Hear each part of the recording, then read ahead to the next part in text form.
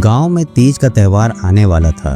यह त्यौहार महिलाओं के लिए बेहद खास होता है, खासकर उस गांव में जहां रंग बिरंगी चूड़ियां, मेहंदी और पारंपरिक परिधान की धूम रहती है। सुगंधित मिट्टी के दीपक और सुंदर सजावट से गांव की गलियां जीवंत हो उठी थी। हर घर में महिलाएं अपने हाथों पर मेहंदी लगवाने की तैयारी में थी। गांव की सीमा पर एक कच्चा घर था, जहां राधा नाम की एक गरीब मेहंदी वाली रहती थी। राधा का काम था गांव की महिलाओं को मेहंदी लगाना। उसकी कला बेजोड़ थी। उसकी बनाई डिजाइनों की तारीफ हर कोई करता था। लेकिन इस बार तीज के त्यौहार के करीब आते ही राधा के दिल में चिंता घर कर गई थी। गांव की बाकी मेहंदी वालियों की तुलना में उसकी कमाई बहुत कम थी। उसके पास त्यौहार की तैयारी के लिए पर्याप्त पैसे भी नहीं थे। राधा ने अपनी माँ की पुरानी साड़ी को धोया और उसमें कुछ पैबंद लगा दिए ताकि त्यौहार के दिन उसे पहन सके। उसकी बेटी पायल, जो सिर्फ 8 साल की थी, उसकी भी यही इच्छा थी कि माँ उसे नई चूड़ियां खरीद कर दे। लेकिन राधा के पास इतने पैसे नहीं थे कि वह पायल की यह छोटी सी ख्वाहिश पूरी कर सके। गांव की हर गली में रौनक थी। बाजार में चूड़ियों की दुकानों पर भीड़ थी। मिठाइयों की दुकानों पर लोगों की कतारें थी। तीज का त्यौहार हर किसी के जीवन में नई उमंग लेकर आता था। लेकिन राधा के घर में सन्नाटा था। उसने अपने दुख को छिपाते हुए पायल से वादा किया कि वह उसे एक दिन नई चूड़ियां जरूर ला कर देगी। गांव की महिलाएं राधा के पास आती और मेहंदी लगवाती, लेकिन इस बार उनके शब्दों में वह मिठास नहीं थी जो पहले हुआ करती थी।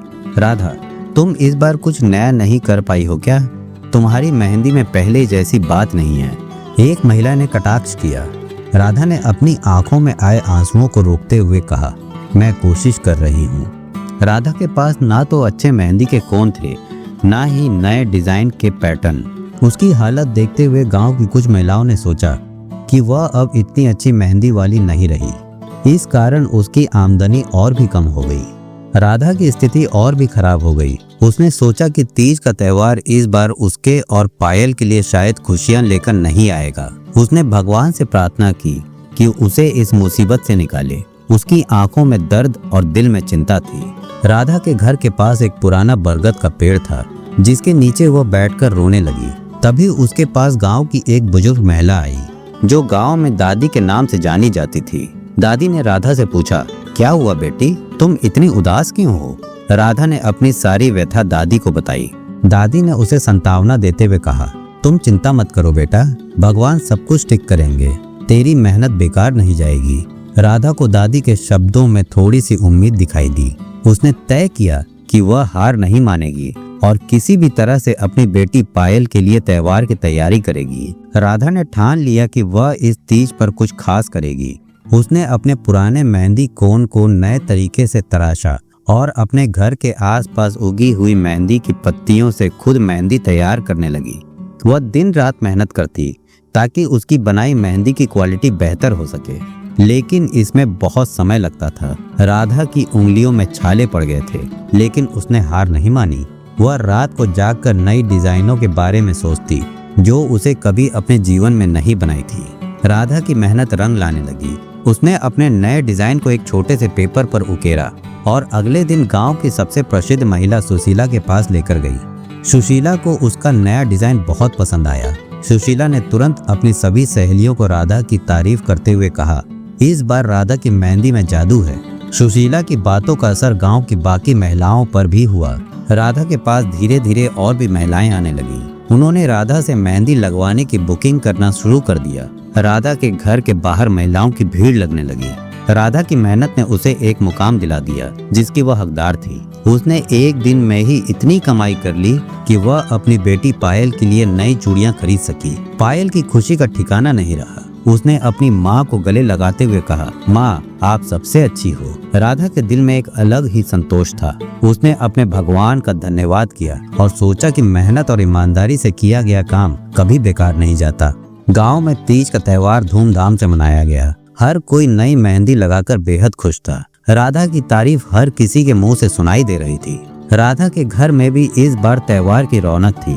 पायल ने अपनी माँ के लिए एक खास तोहफा तैयार किया था। राधा ने अपनी माँ की पुरानी साड़ी पहनकर पायल के साथ तीज के मेले में गई। मेले में हर कोई राधा को देखता और उसकी मेहंदी की तारीफ करता। पायल अपनी माँ का हाथ पकड़कर गर्व से चल रही थी। गांव की सबसे प्रतिष्ठित महिला सुशीला ने राधा को मंच पर बुलाया और उसकी मेहनत और कला की तारीफ की। राधा को सभी के सामने सम्मानित किया गया। राधा को अब गांव में एक नई पहचान मिल गई थी। उसकी मेहंदी कला के चर्चे दूर दूर तक फैल गए थे। उसने अपनी छोटी सी दुकान खोलने का फैसला किया, जहां वह और भी महिलाओं को मेहंदी लगाना सिखा सके। राधा ने अपनी बेटी पायल के साथ मिलकर दुकान की शुरुआत की। अब उसकी स्थिति पहले से बेहतर हो गई थी। उसने अपनी कमाई से एक नया घर भी बनवाया। राधा के जीवन में अब खुशियां ही खुशियां थी। उसने तीज के त्योहार को एक नई शुरुआत के रूप में देखा। गांव के लोग उसे अब और भी सम्मान देते थे। राधा की जीवन की यह कहानी हमें यह सिखाती है कि कठिनाइयों के बावजूद हमें अपनी मेहनत और विश्वास से कभी पीछे नहीं हटना चाहिए। राधा ने अपनी मेहनत से न केवल अपनी स्थिति को बेहतर किया, बल्कि गांव में अपनी एक नई पहचान भी बनाई। गांव की महिलाएं अब राधा की दुकान पर आकर उससे मेहंदी सीखती थी।